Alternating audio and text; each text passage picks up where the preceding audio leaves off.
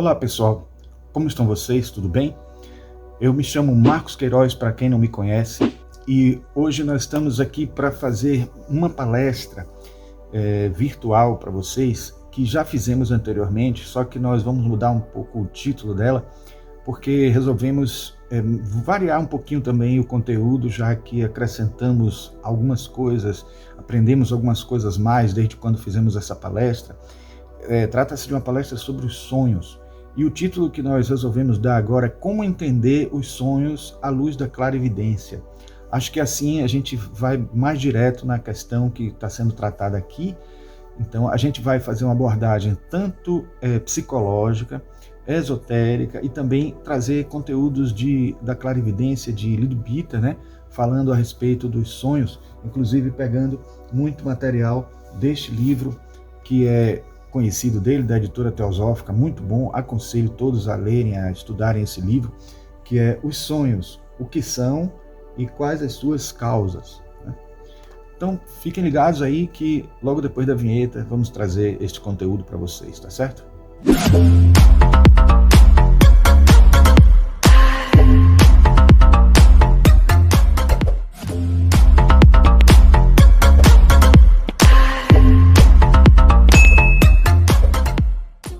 Bom, como eu disse a vocês, nós reformulamos o conteúdo desta palestra, inclusive essa palestra tem no nosso canal já, inclusive, só que ela está gravada em modo presencial, então foi feita em modo presencial e depois disso nós não fizemos novamente, e na época em que gravamos eu lembro que estava tendo um barulho muito grande na proximidade e isso atrapalhou um pouco a audição, a possibilidade de ouvir. Mesmo assim o pessoal assistiu porque é um tema muito interessante, é um tema que inclusive eu gosto muito de falar, não sei porque eu ainda não tinha feito essa aula aqui, já estava até me programando em fazer essa presencialmente também, mas acho que essa palestra vocês vão ver que tem um conteúdo muito grande, dá até para a gente subdividir e fazer outras palestras com temas mais específicos relacionados à questão dos sonhos, tá?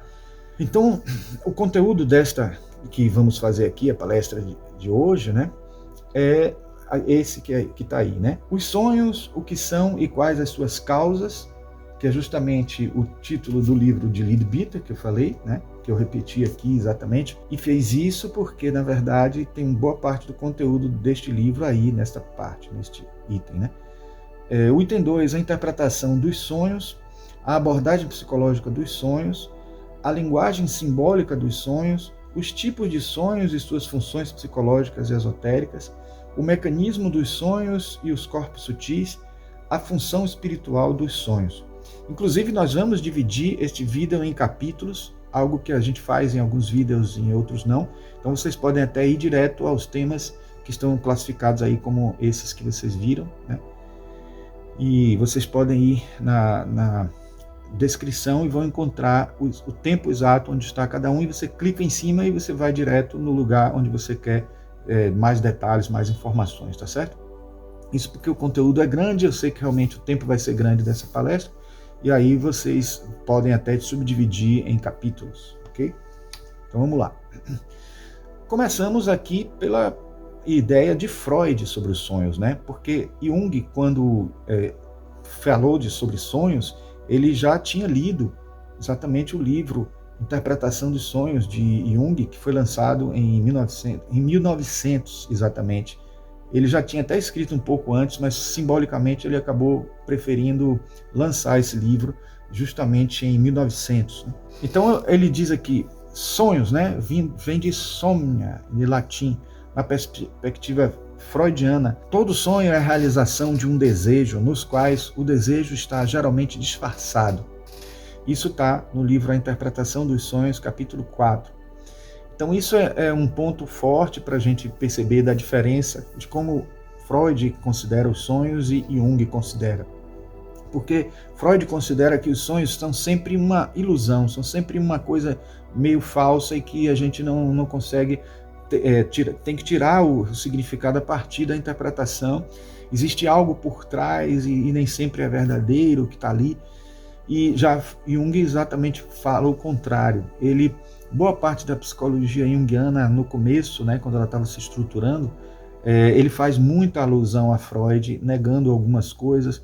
Até isso, em algum momento, parece ser uma coisa para ser trabalhada psicologicamente por ele, que era para ter sido trabalhado psicologicamente por ele, porque ele sentia uma certa insegurança justamente por respeitar muito Freud e por ter dúvidas em relação ao que ele estava defendendo, que era contrário a Freud. Havia uma gama de psicólogos também que defendiam o que Freud falava, e aí vinha aquela questão por que Jung acabava sendo alguém que, em quase tudo que ele defende, ele coloca Freud, contrariando um pouquinho o pensamento de Freud, né? E assim, quase tudo não, mas em boa parte das coisas que ele fala no começo, nos primeiros livros dele, ele traz essa negação de Freud, né? Mas também, claro, óbvio, ele também mostra os pontos em que ele concorda com Freud e também cita isso. Haja visto um livro das Obras Completas que é só sobre Freud, né? Um livro de Jung. Bom, aí a gente pode dizer que existe essa divisão aí de conteúdo, né?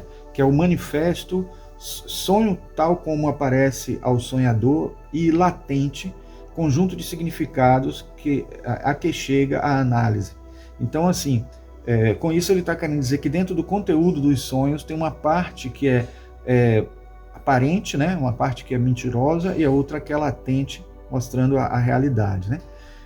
Agora sim, o próprio Freud, ele de certa forma mostra exemplos de sonhos, como por exemplo de desejos reprimidos. Vamos supor que uma pessoa esteja com vontade de ir ao sanitário, de fazer xixi, né? De ir ao sanitário, urinar, e ele sonha que está urinando. Isso acontece muito comigo, inclusive. Aí vem aquela sensação assim, de que urinou e não sentiu assim, saciar, né, a vontade. E aí você poderia pensar assim, por uma perspectiva freudiana, a gente poderia dizer que a pessoa está sonhando e é uma mentira. Ele não está indo ao sanitário e aquilo é uma mentira. Ele não está de fato indo. Mas, ao mesmo tempo, a gente não se sente saciado, né? E, de certa maneira, o desejo reprimido está sendo expresso exatamente como uma necessidade de ir ao sanitário e a pessoa indo ao sanitário. Como se a pessoa tivesse, aí dentro da perspectiva junguiana, a gente analisaria como a pessoa tivesse querendo compensar algo que não está bem resolvido, que está precisando ser resolvido, né, na realidade, e aí o sonho tenta satisfazer. Então essa é uma perspectiva como Jung analisaria, né? Aí a censura onírica transforma os pensamentos oníricos em conteúdos latentes, inacessíveis à consciência. Então, essa mentira que Freud fala que os sonhos têm é justamente para poder esconder aquilo que ele não consegue encarar, né, de frente.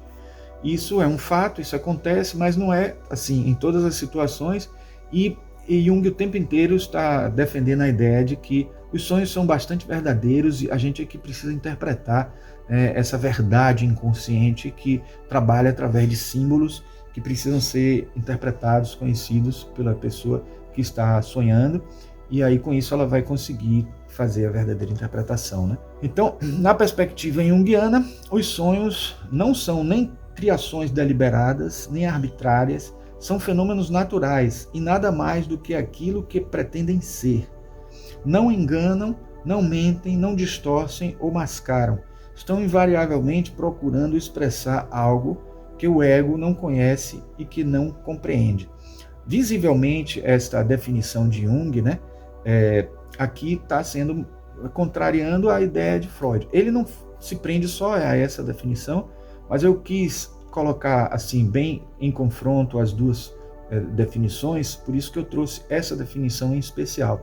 Ele não fica o tempo inteiro contrariando as ideias de Freud, mas aqui fica claro que a gente está mostrando que ele discorda, não é nada demais assim, mas ele para mostrar justamente que a visão dele é bem diferente. Corajoso ele, porque foi numa época em que o Freud imperava, né, vamos dizer assim, e ele fazia parte, inclusive, da psicanálise, do Instituto de Psicanálise e tal, e ele estava negando a própria filosofia que norteou as pesquisas dele, os estudos.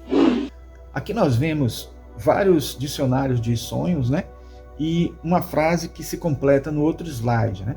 Para auxiliar a interpretação dos sonhos, o uso de dicionário de sonhos em uma abordagem junguiana deve ser substituído pelo de um dicionário de símbolos. O que ele quer dizer com isso? O que é que a gente está querendo dizer com isso, na verdade? É que o dicionário de sonhos, ele vai dizer assim, você sonha com uma coisa, então a interpretação é essa. Se você sonha com aquela outra coisa, a interpretação é aquela outra. E a gente sabe que, na verdade, pela perspectiva junguiana, na análise dos sonhos, é mais importante a história de quem sonhou do que a história do sonho. E na história de quem sonhou, você vai ver o quê? Um corpo de símbolos aparecendo e que representam coisas importantes na vida da pessoa e que vão ser importantes para se interpretar, para se analisar, para que a gente possa saber o que é que aquele sonho está querendo dizer. Outra coisa importante é assim, não adianta analisar um sonho só. Se alguém diz, sonhei com tal coisa, o que é que você interpreta? Então, se for uma pessoa irresponsável, ela vai dar uma interpretação na mesma hora, na lata, e até mesmo quando ela parece ser uma coisa óbvia, a gente tem que ter cautela porque Jung ele achava que era importante uma série de sonhos. Às vezes, e o sonho anterior às vezes serviria de subsídio, né? Sonhos recorrentes ou símbolos recorrentes, situações que acabam tendo a mesma essência, né, dentro de cada vivência do sonho. Então isso tudo são dicas, são digamos assim, são pistas para que a pessoa interprete o sonho, tá? Então não é à toa que Jung diz essa frase que eu acho maravilhosa, que ele diz assim, aprenda tanto quanto puderem a respeito do simbolismo, depois, quando forem analisar um sonho, esqueçam tudo. Parece uma coisa paradoxal, parece uma coisa maluca de Jung dizer isso, mas não. O que ele está querendo dizer é assim, que estudar os símbolos vai ser importante, porque até vai entender as perspectivas arquetípicas, vamos dizer assim, do inconsciente coletivo que às vezes aparece nos sonhos, mas nem todo sonho é arquetípico. Nem todo sonho vai mostrar a você uma realidade com simbolismos que são universais e que serviriam como mesmo símbolo para todo mundo.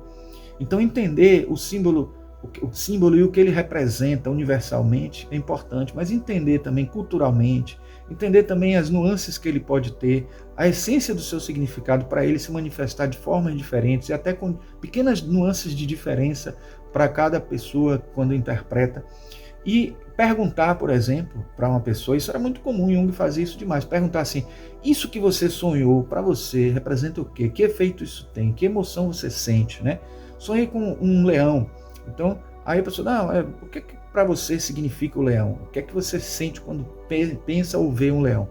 No sonho em especial, que sensação parecia você ter enquanto estava tendo esse sonho? Enfim, são coisas que você vai juntando e vai conseguindo perceber que os símbolos são importantes, mas eles serão mais importantes ainda se eles forem analisados dentro de um contexto, não só do contexto do sonho, mas principalmente dentro do contexto da pessoa que sonhou.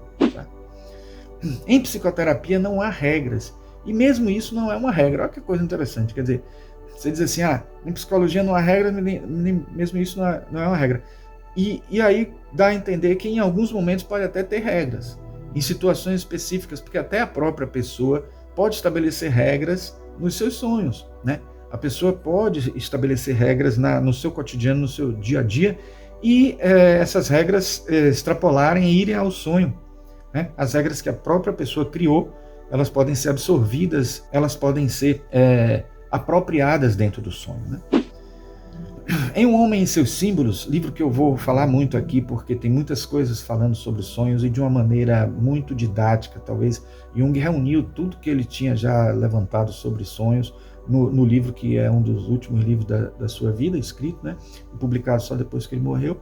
Então, ele diz o seguinte na página 92, a interpretação de sonhos e de símbolos requer inteligência. Não pode ser transformada em um sistema mecânico que vai depois servir de recheio a cérebros desprovidos de imaginação. Pede tanto conhecimento progressivo da individualidade de quem sonhou, quanto uma crescente percepção da parte de quem interpreta o sonho. Então é um casamento aí importantíssimo, um casamento alquímico entre quem está sonhando e está revelando o seu sonho e aquele que está interpretando. Às vezes interpretar o seu próprio sonho não é tão fácil, como quase tudo que a gente faz para nós mesmos dentro do autoconhecimento, porque tem uma parte de sombra, né? Uma parte inconsciente que a gente não revela, que a gente não quer aceitar, que a gente quer até esconder para se proteger, né? Psicologicamente. Então, uma pessoa que consegue interpretar com precisão o sonho do outro, até na hora de revelar essa interpretação, o terapeuta no caso, ele tem que ter cuidado, ele não revela assim de pronto, ele não revela como uma coisa, descobri, ó, tá vendo, esse sonho quer dizer isso, isso, isso. Ele vai fazendo a pessoa aos poucos entender o seu sonho e aos poucos ela própria interpretar, vai dando pistas, vai dando dicas para que a própria pessoa descubra o que o sonho está querendo dizer, porque quando isso acontece, a pessoa consegue encarar de uma maneira melhor do que uma pessoa dizendo de fora. Ela vai reagir logo de imediato na sua defesa, né? Naquela persona dela, dizendo, não, eu não acho que é isso não, porque eu sou uma pessoa legal e tal, pensa que aquilo que a pessoa está falando pode não ser muito bom, pode ser uma coisa que expresse uma imagem não muito boa para até o terapeuta. Enfim, é interessante que haja essa estratégia, né? Aí eu trago aqui este livro que é de dois astrólogos, né, estudiosos de astrologia, que também escreveu o livro, o grande livro da astrologia, mas que eles dois trazem também um livro dos sonhos, guia completo para você entender seus sonhos e aprender com eles. Eu gosto desse livro porque, apesar de ser um dicionário de sonhos, né, que não está sendo colocado como sendo um dicionário de sonhos, o livro dos sonhos, né, e tal, ele traz uma perspectiva bem ampla, ele trabalha muito com simbolismo arquetípico, ele trabalha de uma maneira bem junguiana e bem esotérica também ao mesmo tempo.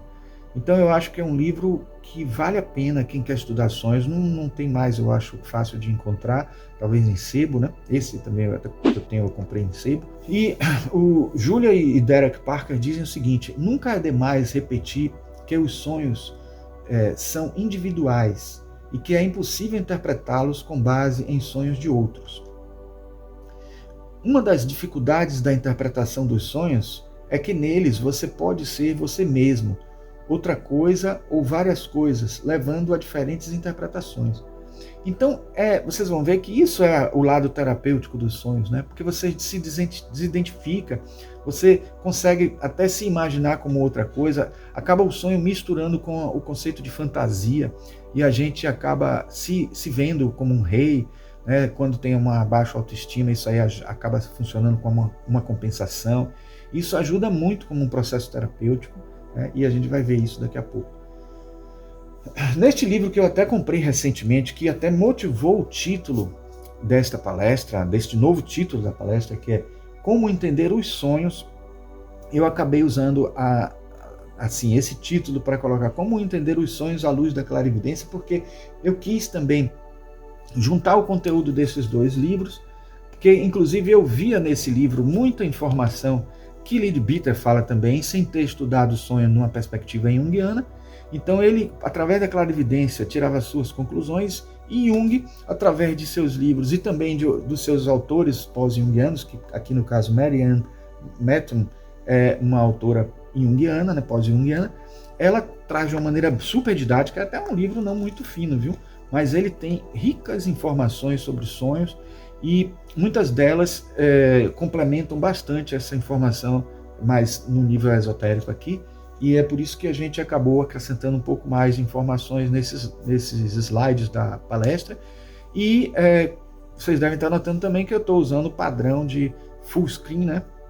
Não repetindo os slides, né, naquele formato tradicional, quase quadrado. Então esse eu preferi adotar o 9x16 mesmo, porque eu acho que a aparência fica melhor. E neste livro nós temos algumas partes aí importantes, e essa daqui foi uma das que eu destaquei, que diz o seguinte: é importante o contexto dos sonhos, né? Amplificações arquetípicas é o título. Então, ao contrário de um sonho não arquetípico, que geralmente se concentra na situação psíquica imediata do sonhador, o sonho arquetípico pode dizer respeito ao destino do sonhador. O sonho parece vir de um nível diferente. Mesmo que o sonho não seja compreendido, ele enriquece a experiência da pessoa. Jung descrevia esses sonhos como destacando-se durante anos como pontos de referências espirituais. Deixa eu botar aqui o apontador para ficar melhor visível, né? Assim, como se fosse um laser. Bom, isso aí é uma coisa muito importante, pessoal, porque existe o sonho arquetípico, mas não são todos os sonhos que são arquetípicos. Uma pessoa, quando está no seu estado de equilíbrio de consciência, vamos dizer assim, um pouco mais tranquilo, mesmo que ele precise de terapia, mas ele não está numa situação muito brusca, muito radical, ele consegue sonhar constantemente e provocar sonhos. Colocar um caderninho na cabeceira ajuda a vocês se sentirem mais à vontade para sonharem e também sentirem que há necessidade de anotar e de depois... Porque quando a gente sonha e não anota, a gente acorda, dorme de novo e depois não lembra mais do sonho. Ou se lembra, ele fica mais organizadinho, quando diz Marie-Louise von Franz no livro Alquimia, que a gente, quando dorme e acorda, o sonho passa a ter uma racionalidade, a gente organiza melhor o sonho. E essa desordem do sonho, ela tem uma importância na significação, certo? Outra coisa também importante é que Jung fala muito dos sonhos das crianças. Ele tem um seminário, um livro dessa grossura aqui, só sobre seminário dos sonhos de criança. E ele fala que o sonho da criança é um sonho importantíssimo, porque ele está mostrando muitas vezes coisas que vão acontecer ao longo do resto da vida da pessoa inteira, porque está marcando um pouco o território do que ela tem de elementos psicológicos para serem analisados, né? Então, geralmente são sonhos arquetípicos, e sonhos arquetípicos na infância são verdadeiros tratados da sua personalidade, tratados mostrando a sua real situação, são quase que mapas astrais, mostrando a gente um pouco da nossa psique, né? Neste livro de James Hall, né, Jung e a interpretação dos sonhos, o James Hall diz o seguinte: mesmo quando os sonhos não são interpretados, eles parecem às vezes ter um profundo efeito sobre a consciência vígil, que é a consciência do acordado. Através da observação do paciente de sonhos, através da observação do impacto de sonhos não analisados, é possível inferir que, mesmo quando não recordados, os sonhos são parte vital da vida total da psique. Então, gente, sonhar é terapêutico. Veja, na verdade, a questão a gente pensa assim, eu não sonho, eu sonho, eu não sonho. Todo mundo sonha, a verdade é essa, todo mundo sonha. Tem um momento, né, que é aquele momento do REM, o momento do rápido movimento dos olhos, que a pessoa ali está sonhando e aquele sonho está servindo para alguma coisa. Se a gente não lembra do sonho, ele tem um tipo de atuação positiva, porque todo mundo precisa daquele momento para recuperar as energias, e aquele momento de sair do corpo, aquele momento de sair até parcialmente do corpo, como a gente vai ver daqui a pouco, os tipos de sonhos, já é algo que recobra as nossas energias. Mas quando você lembra dos sonhos, esse sonho tem mais um efeito positivo, de aquele sonho ajudar na nosso processo de equilíbrio ou de retorno da nossa consciência. Porque vocês vão ver daqui a pouco que existem estados diferenciados no momento que a gente vai aprofundando o sono até chegar ao sonho, e até ultrapassando a fase do sonho e chegando até a fase em que a gente não sonha mais, que também é uma fase ainda melhor, que é a fase do sono sem sonho, é uma fase do silêncio total, silêncio absoluto, que é a maior parte, e essa é a que faz a gente recuperar ainda melhor as energias. Depois que a gente vai voltando, se a gente volta de maneira gradual, a gente consegue lembrar de tudo, inclusive dos sonhos, né, do que aconteceu nos sonhos, porque às vezes a gente lembra que sonhou, mas não lembra o sonho, né? E isso é porque a gente pulou algumas etapas no retorno. Então, lembrar dos sonhos não só serve pela lembrança que a gente tem do sonho e a interpretação possível que a gente pode fazer, mas também porque é um sinal de que nós estamos passando por todas as etapas no momento em que voltamos, não estamos pulando aqueles níveis de frequência encefalográfica, né? Bom, aí Marie-Louise von Franz, nesse livro Sonhos, um estudo dos sonhos de Jung, Descartes, Sócrates e outras figuras históricas. É um livro que está já esgotado. Então ele acha assim, sebo, esse eu encontrei em sebo e está até muito caro para conseguir, mas mesmo assim eu acabei achando com um preço melhorzinho. Então vale a pena esse livro, muito bom. É um livro pequenininho assim, mas ele é de uma coleção, né, da editora Voz. E ele diz o seguinte, no capítulo tem a fonte oculta, assim, no item que nós estamos trabalhando, a fonte oculta do autoconhecimento, né? O olho interior, Os sonhos são simplesmente como a natureza. Se um médico encontra açúcar na urina de um paciente, a natureza não decide comentar o fato de modo algum. O médico deve tirar a sua conclusão de que o paciente tem diabetes, prescrever uma dieta e aconselhar o paciente que exercite sua disciplina para seguir essa dieta. O mesmo vale para os sonhos. Eles nos mostram um fato psíquico. É tarefa nossa interpretá-lo corretamente e extrair a conclusão moral deles. Então veja, para vocês perceberem como a complexidade da interpretação dos sonhos é grande, ela comparou, Marie-Louise von Franz comparou ao diagnóstico de um médico que precisa de anos de estudo de medicina para poder concluir sobre um determinado efeito que acontece. Claro que você vai dizer assim, açúcar no sangue, você encontra açúcar, até qualquer leigo pode olhar lá o exame e descobrir isso, tudo bem. Mas assim, analisar o quanto está complicado e juntando isso com outros parâmetros que o médico tem dos outros exames, fazendo um completo diagnóstico e percebendo exatamente o que é que uma coisa interfere na outra, se o paciente tem alguma alergia a algum medicamento, se vai usar esse ou aquele medicamento, que tipo de tratamento, o que faz primeiro, o que faz depois. Isso tudo é algo que depende de uma pessoa que entenda mesmo, né? E realmente o sonho ele tem um nível de complexidade muito grande, porque nem o mais experiente psicólogo, psicoterapeuta pode dizer de imediato o que significa determinado sonho. E se ele junta 2, 3 sonhos, também às vezes pode cometer erros, como o próprio Jung disse que ele já tirou conclusões precipitadas e anos mais tarde ele descobriu o verdadeiro significado de determinado sonho, tanto de pacientes dele como dele próprio, né? Neste livro que Marie-Louise von Franz escreveu junto com Fraser Boer, né? Aliás, ela na verdade teve um diálogo com ele, né? E depois foi transformado em livro, O Caminho dos Sonhos. Como subtítulo a gente tem: os sonhos nos mostram como encontrar um sentido em nossas vidas, como cumprir o nosso destino e realizar o potencial maior de vida que há em nós.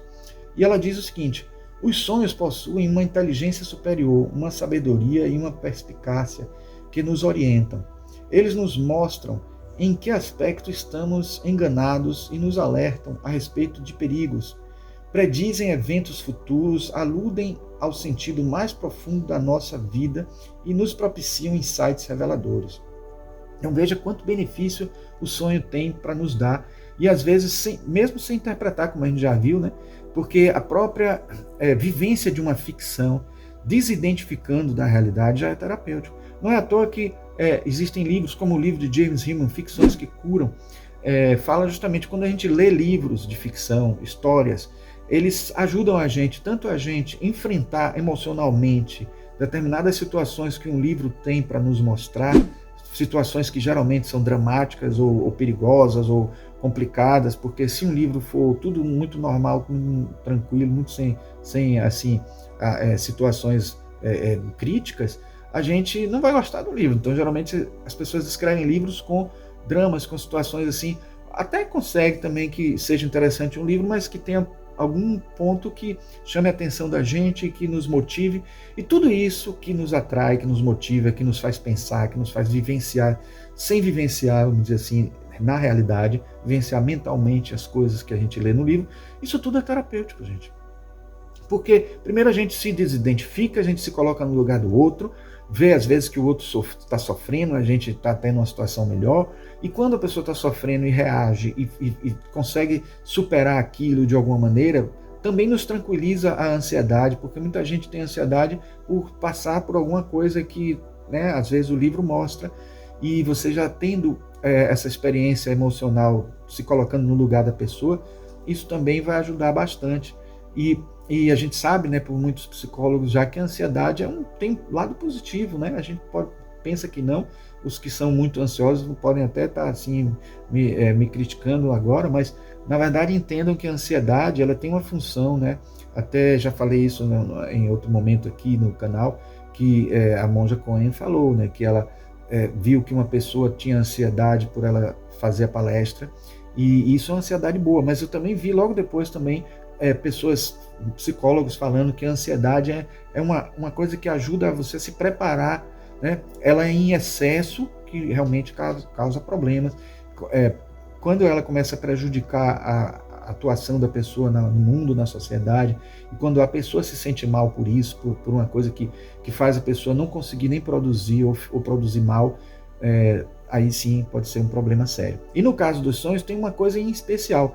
A gente escolhe os livros que a gente vai ler, os livros de ficção que a gente vai ler, às vezes por sentir vontade até de trabalhar aquela questão, e quando o livro já mostra qual é a sua temática, isso pode ser um ponto forte para poder o livro nos ser muito útil psicologicamente. Em outras palavras, o que eu quero dizer é assim, que a nossa psique quase que nos induz a gente ler aquelas coisas que nos ajudam, né? Que nos dão um resultado positivo. Mas a gente nem sempre sabe todo o conteúdo do livro e o que o livro vai nos oferecer, né? A gente também tem a intuição, não pode esquecer, a natureza da psique não é só a natureza consciente, a natureza inconsciente nos faz também assim se deparar por uma sincronicidade com um livro que faz a gente ler, e aquele livro vai nos fazer bem. Quantas pessoas não dizem que determinado livro foi lido, fez tão bem a pessoa que ela, toda vez que está mal, lê de novo aquele livro, e aquele livro passa a ser uma terapia, né, para a pessoa. Bom, o sonho, ele não é um livro, o sonho ele não é escolhido, mas quem disse que ele não é escolhido pelo nosso eu superior? Como Marie-Louise von Franz diz aqui, os sonhos possuem uma inteligência superior. Que inteligência superior é essa? A própria Marie-Louise von Franz, acho que até tem no slide aí mais adiante, pergunta se a gente está sonhando, quem é que está sonhando em si? E se esse sonho está trazendo benefícios para a gente, quem é que está trazendo esses benefícios? É Deus? São os anjos? Ou somos nós mesmos, o nosso self, nosso eu superior? A inteligência superior que reside em nós numa instância mais evoluída, mais avançada, mais sutil, e que está ali provocando certos sonhos para compensar situações negativas, para fazer com que eles sirvam de terapia para a gente, né? Então a gente precisa ter isso como uma ideia e entender isso. Bom, aí agora a gente parte para o livro de Leadbeater, que é o livro Os Sonhos, né, da editora Teosófica, e a gente vê aqui o mecanismo dos sonhos. Então tem o sonho físico, o sonho etérico e o sonho astral. No físico, ele descreve da seguinte forma: impressões que se traduzem em sensações ou percepções através do sistema nervoso. Em geral, são sonhos assim que a pessoa está cansada, está muito cansada, a pessoa acabou de comer, e aí muitos chamam até de sonho orgânico, é um sonho assim mais pesado, é um sonho que tem mais a ver com coisas do nosso cotidiano, coisas que aconteceram naquele dia, naquela semana, que nos preocupam. Então é a maioria dos sonhos, a grande parte dos sonhos nossos são sonhos cotidianos, são sonhos físicos. Neste caso aí, o corpo astral, ele só se afasta um pouquinho do corpo físico, mas o duplo etérico fica, né, assim próximo, e a gente acaba tendo os sonhos mais no psicológico, né, através do corpo mental.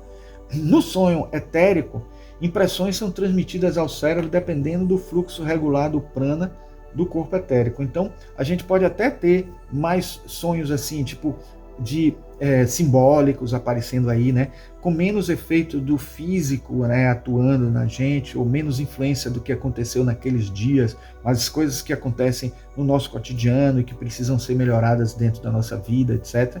Mas o sonho astral, ele é ainda mais profundo, porque ele traz impressões do corpo astral, de imagens oriundas do corpo mental ou de suas vivências no plano astral. Então, claro que mesmo num sonho astral, pode acontecer que a pessoa não saia dali das proximidades, mas esteja ainda mais distante da influência do corpo. Mas a maioria dos sonhos astrais mesmo são os sonhos em que a gente vivencia com o corpo astral, a gente realiza coisas no plano astral e participa de vivências, encontra com pessoas, faz atividades espiritualistas, faz atividades espirituais, até junta com grupos religiosos, até grupos espíritas, muitos deles lembram de encontros que tiveram, às vezes lembram como sonho, pensam que foi sonho, alguns que sabem ou que lembram que isso é um fato, né, eles defendem essa ideia do desdobramento, da existência do perispírito na visão espírita, né, e quando voltam, alguns reconhecem e percebem que foi um sonho astral, que foi um sonho através dessa experiência emocional. Existem sonhos mentais também, né? Até depois do desdobramento astral pode haver um outro desdobramento mental, e aí esses aí são com menos emoção, né? É como no próprio desdobramento astral e mental, que um acaba tendo mais emoção do que o outro, e a gente pode ter até experiências sendo conduzidos por mentores espirituais, indo para locais mais profundos, como umbrais, como locais assim de muito sofrimento, e aí geralmente o mentor espiritual ou o anjo acha preferível que a pessoa vá com o corpo mental e não com o astral, porque senão ela vai sofrer muito, e pode ser que ela acorde bruscamente e não consiga segurar a onda, né, de uma experiência muito triste de vivenciar determinados ambientes, e às vezes isso é necessário para que a pessoa até encontre com alguém, ou saiba, ou aprenda alguma coisa com aquela experiência, certo? Bom, a condição do sono, no livro ainda Sonhos de Lydie Beaton. A observação clarividente registra muitos testemunhos do fato de que, quando uma pessoa adormece, os princípios superiores em seu veículo astral quase invariavelmente se ausentam do corpo físico e flutuam perto dele. Na verdade, é este afastamento que geralmente chamamos de dormir. Contudo, ao examinar o fenômeno dos sonhos, temos que considerar esta situação para ver como ela afeta o ego e seus vários mecanismos. Então ele aqui já está detalhando esse sonho astral, né, da pessoa, considerando que quando a pessoa dorme, a pessoa realmente tem vivências, quase sempre, né, tem vivências no mundo astral, né? Ainda na condição do sono, ele diz: os estudantes de ocultismo estão cientes de que, na verdade, pensamentos são coisas, porque cada pensamento é gravado na plástica essencial elemental e gera uma entidade com vida temporária que dura mais ou menos conforme a energia do impulso do pensamento que a gerou. Vivemos, portanto, no meio de um oceano de pensamentos alheios e quer desperto ou dormindo, estes estão sempre presentes na parte etérica de nosso cérebro. Então, isso é o que faz com que, às vezes, as pessoas vivenciem verdadeiras histórias, sonhem com histórias e escrevam livros a partir disso, tenham experiências com outras pessoas e pensem até que são entidades ou pessoas que morreram, porque às vezes até são entidades que são formadas com a configuração diferente, plasmada diferente, então são formas de pensamento e não seres em si. Então, os símbolos das formas de pensamento são os símbolos que a gente encontra às vezes até pelos pacientes de Jung sendo desenhados. Então, estudar o simbolismo que Jung apresenta na hora que ele fala de toda aquela questão das interpretações dos sonhos, é estudar essas formas de pensamento também, porque são materializações simbólicas daquilo que está acontecendo do outro lado, no momento em que as pessoas sonham. E pense que, se ao mesmo tempo a gente está acordado aqui, aí você diz: eu estou acordado, então eu não estou vivenciando o astral. Mas tem outras pessoas dormindo em outra parte do mundo, ou até naquela proximidade mesmo, pessoas que trocam a noite pelo dia, e que elas podem estar morejando por aquela realidade. Então, às vezes, até uma pessoa que a gente vê, um vidente consegue, um clarividente consegue ver flutuando no astral, ele não está nem morto. Às vezes, ele é uma pessoa que está só sonhando ou desdobrado, e alguns fenômenos até acontecem mesmo com pessoas que estão fora do corpo. Então, são a expressão, né, a hiperestesia, a expressão da própria pessoa em fenômenos paranormais que ocorrem, e a vivência da pessoa de antever coisas que vão acontecer, estão relacionadas muitas vezes a isso, né? Embora a condição do corpo astral seja muito variável durante o sono, conforme prossegue a evolução, a condição do ego que nele habita varia ainda mais. Enquanto o corpo astral, numa forma de nuvem, flutua sobre o corpo físico, o ego permanece quase adormecido como o corpo físico.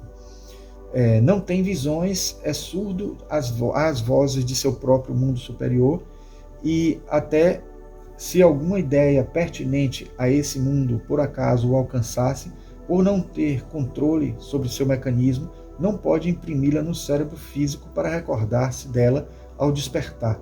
Se um homem neste estado primitivo captasse algo do que lhe acontece durante o sonho, quase invariavelmente seria o resultado de impressões puramente físicas recebidas pelo cérebro, quer de dentro, quer de fora, não lembrando, portanto, qualquer experiência do ego real. Então isso é o que acontece com sonhos de fato, né? E quando a gente tem um sonho arquetípico, é justamente uma experiência lá do plano búdico, que se manifesta no corpo mental superior, que é o corpo causal, né? E ali a gente acaba não conseguindo expressar tudo para a mente consciente ou o mental inferior, para depois passar para o astral, para depois passar para o etérico, do etérico para imprimir a memória no córtex cerebral. Então, tudo isso passa por um processo até que exige símbolo, né? Porque a gente não consegue entender plenamente o que acontece no nível de uma dimensão tão grande como a... Porque se o corpo astral é a quarta dimensão, o mental é a quinta dimensão, o búdico é a sexta dimensão, o átmico é a sétima. Então, se a gente mal consegue entender a quarta dimensão, imagine uma coisa que venha da quinta ou da sexta dimensão. É uma coisa que acaba se manifestando em símbolos e acaba se manifestando de maneira coletiva nos mesmos símbolos por conta da experiência que já se teve, a humanidade teve, né, ao longo de todo o tempo. E aí surgem os arquétipos, surgem as imagens que podem ser interpretadas de uma maneira mais ou menos comum entre as pessoas, mas que até tem seus desdobramentos, seus caminhos de imagens arquetípicas associadas às vivências que cada um tem na hora que ela sonha, na hora que essa pessoa sonha. Então é interessante a gente entender a perspectiva etérica, astral, mental, causal, búdica e tal, também entender como isso é analisado e como isso se reflete nas experiências que geraram as conclusões de Jung, né? Nas experiências que geraram as conclusões de muitos outros psicólogos, e os pós-jungianos, aproveitando o que Jung já tinha conquistado, conseguido em experiências, continuou, e até hoje a gente também continua tendo cada vez mais novidades em relação a isso.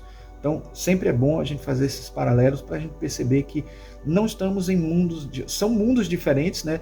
Mas, ao mesmo tempo, são um mundo só em multidimensões. É como se a gente tivesse uma mesma realidade com várias dimensões e a gente acessa mais algumas dimensões ou outras dimensões a depender do plano em que a gente está. Então, de fato, o que acontece é isso, porque o mundo físico é a terceira dimensão, o mundo astral é a quarta dimensão e aí vai. Então, é como se a gente estivesse querendo dizer o seguinte, que o plano mental está contido no plano búdico, o plano astral está contido no plano mental e o plano físico está contido no plano astral. Então, é só a diferença de ter dimensões a mais que parece ser pouca coisa, mas expandem absurdamente, não apenas numa realidade física como numa realidade psíquica. Porque o físico e o psíquico, já dizia Jung, são partes de uma mesma coisa também, né? Haja visto a teoria da sincronicidade, né? Que faz interagir o físico com o psíquico. E aí é que a deixa para a gente falar justamente desse item aqui, interessantíssimo, que está presente nas cartas de Jung, né? No volume 2 do livro das cartas de Jung, que corresponde a de 1946 a 1955.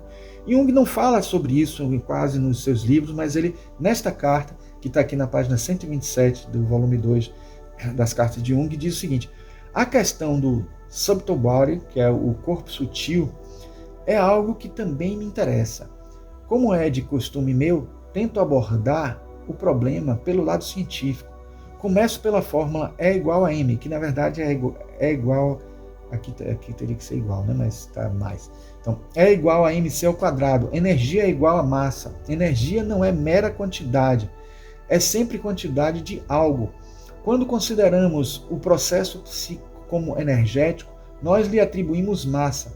A massa deve ser muito pequena, caso contrário, seria demonstrável fisicamente. Nos fenômenos parapsicológicos, ela se torna demonstrável e indica, ao mesmo tempo que obedece a leis psíquicas, não a leis físicas, pois é parte independente do tempo e do espaço, isto é, a energia psíquica comporta-se como se tempo e espaço tivessem apenas validade relativa.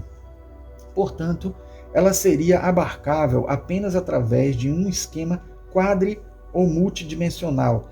Neste estado, os conteúdos psíquicos atuam tanto em mim quanto fora de mim, tanto no tempo quanto sem ele. De fato, a psique me parece ser, em parte, extraespacial, extratemporal.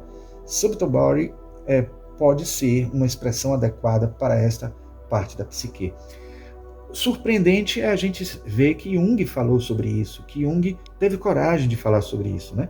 Porque isso aí é algo que está mais no campo do misticismo, né? E não foi à toa que ele foi chamado de místico por isso. Ele tinha que se defender o tempo inteiro disso, considerando que ele concluía tudo dele com base em experimentos empíricos, em experimentos da própria psicologia. Às vezes ele se adiantava em concluir algumas coisas porque pareciam muito evidentes para ele, né? Então tem muitas coisas que a gente encontra nas cartas de Jung que a gente não encontra nos livros das obras completas, mas não é porque ele não tinha coragem de colocar nos livros dele, não. É porque, como ele está dizendo aí, ele gostava de fazer experimentos científicos antes de ter convicção, de ter certeza e de poder colocar no livro.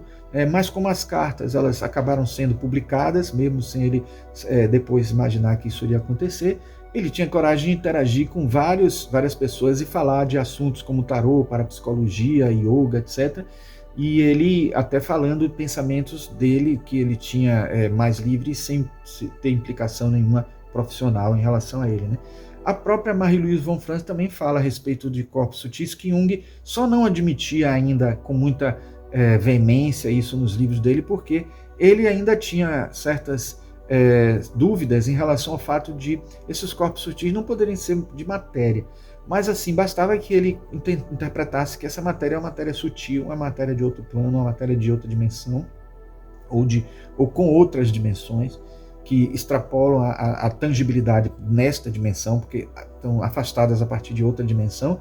Isso aí já seria suficiente, mas é uma coisa complexa, é uma coisa que para explicar já é difícil, para entender já é difícil ainda mais para explicar.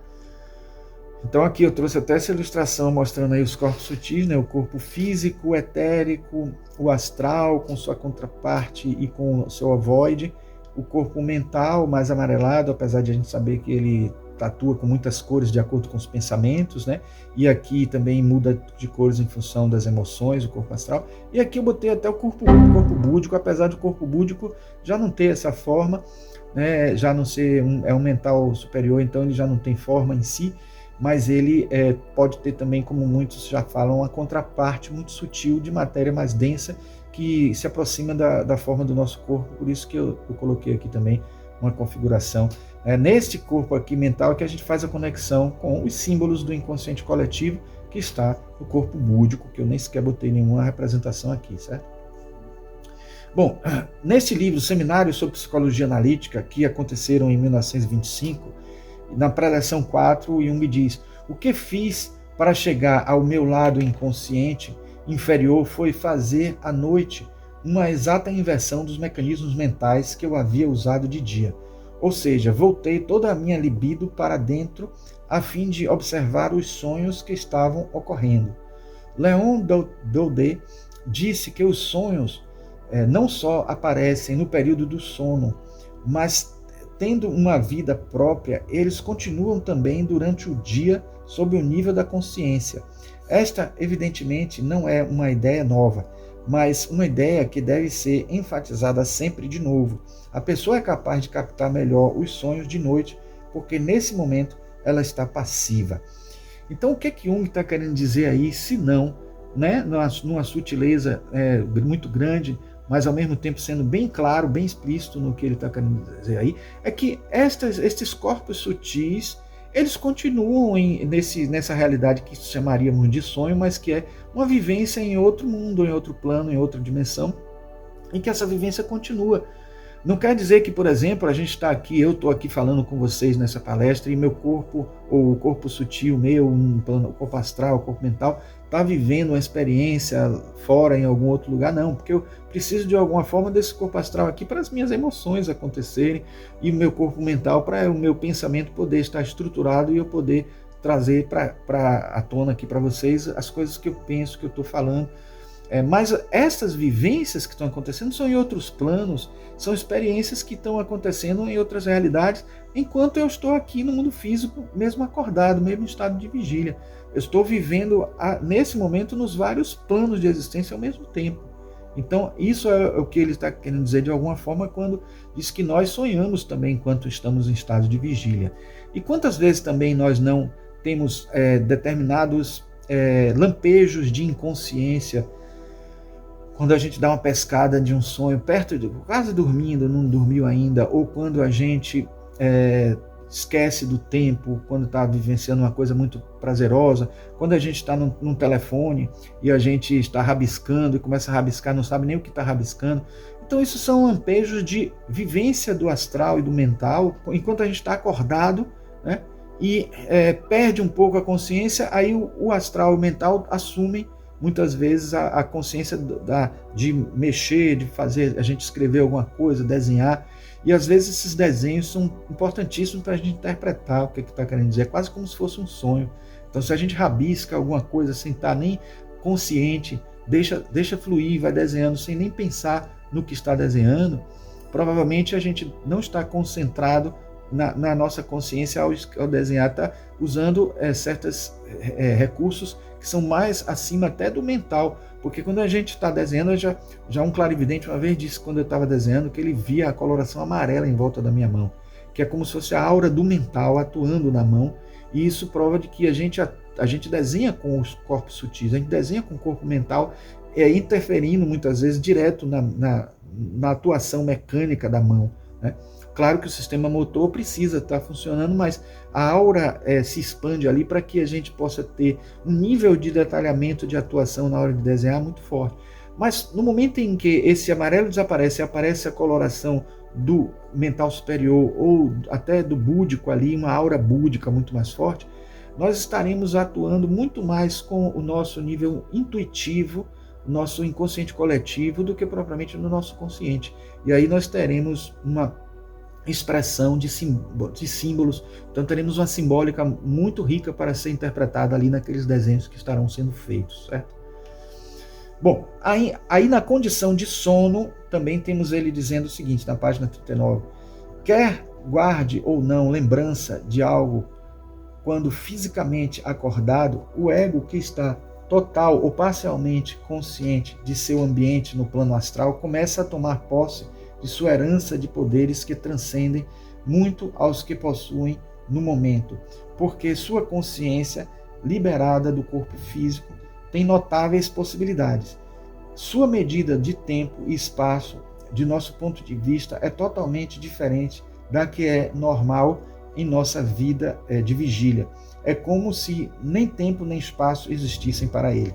Então, aqui está sendo dito mais ou menos no início uma coisa muito parecida com o que a gente já comentou a respeito do sono, mesmo enquanto nós estamos acordados, que não é bem um sono, né? Mas é uma vivência em outras dimensões, em outros planos. Mas aqui ele fala também de uma coisa muito interessante, é que o tempo e espaço no astral, no mental, é diferente do tempo e espaço no físico, né? Isso eu até tentei encontrar, porque eu separei várias passagens do Homem e Seus Símbolos, que eu li várias vezes. Quando eu fiz palestras sobre sonhos, eu usei muita coisa daquele material do Homem e Seus Símbolos, e não só de sonhos, mas de outras coisas também. E eu lembro muito de uma passagem que eu acabei não conseguindo encontrar para trazer para aqui para vocês explicitamente o texto, mas que Jung conta a história de uma pessoa que sonhou com a Revolução Francesa, né? E que ele viveu uma experiência enorme, guerreando lá na Bastilha e tal, e com muitos acontecimentos, muitos fatos que pareciam ter acontecido dias e dias.